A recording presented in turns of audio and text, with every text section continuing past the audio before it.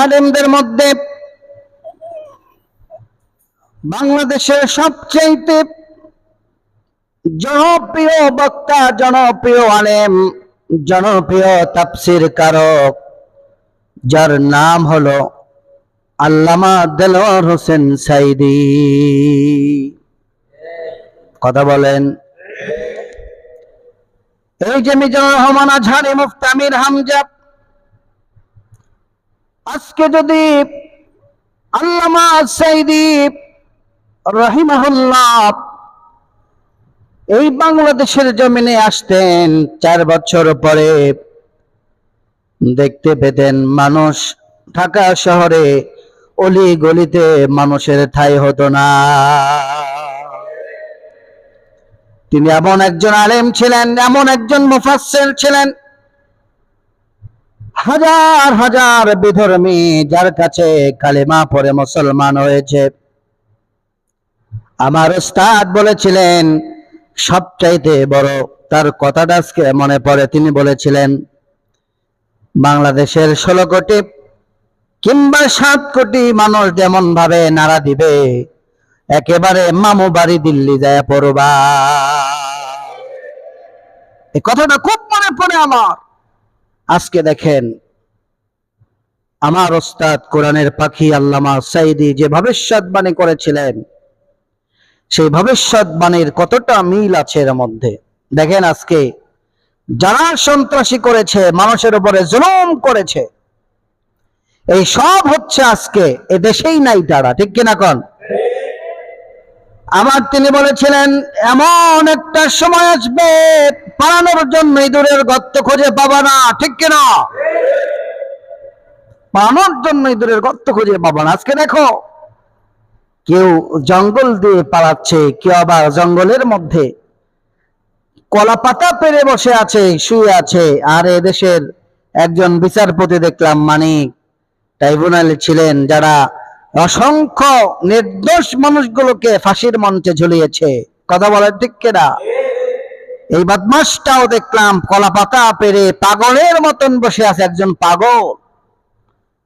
প্রথম ভিডিওতে দেখলে বোঝা যাবে একজন পাগল শুয়ে আছে, লক্ষ্য করে দেখলাম এটা পাগল নয়, বড় বিচারপতি।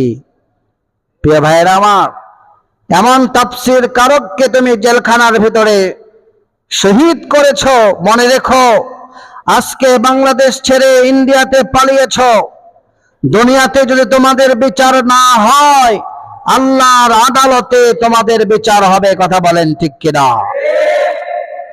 আর একবার যদি বাংলার জমিনে তোমাদেরকে পায়, তাহলে দেখবে একটি ক্ষুধার্ত বাঘ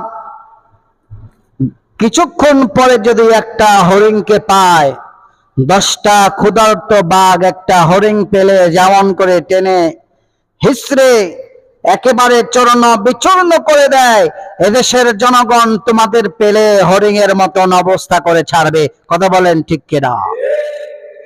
এজন্য আলেমদের বিপক্ষে যাওয়া যাবে? বলেন। আল্লামা সাঈদী রহমাতুল্লাহি আলাইহি, তিনি হচ্ছেন মানুষের হৃদয়ে এখনো আছে, কিয়ামত পর্যন্ত থাকবে। একজন চালতার আচার বিক্রি করে, সাঈদী সাহেবের ওয়াজ বাজাইতে বাজাইতে যাচ্ছে গ্রামে, তার গাড়ি শুদ্ধ ভেঙে ফেলেছে। আর আজকে আল্লাহ এমন সময় দিয়েছে, মসজিদে মসজিদে বিভিন্ন জায়গায় সাঈদীর ওয়াজ বাজায় বাজায় মানুষ শুনতেছে। কথা বলেন ঠিক কিনা?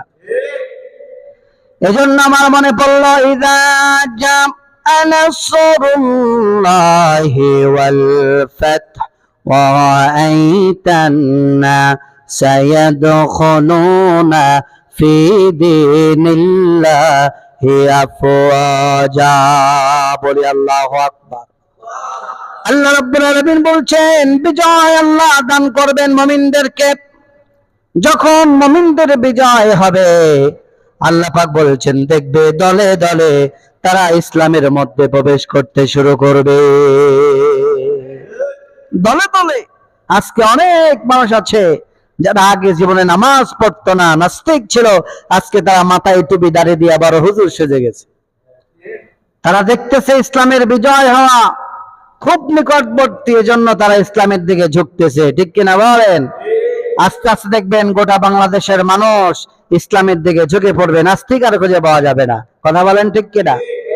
আল্লাহ পাকের কাছে দোয়া করি, আল্লাহ রাব্বুল আলামিন আল্লামা সাঈদীকে শাহাদাতের উচ্চ মর্যাদা দান করুক। সকলে বলেন আমিন।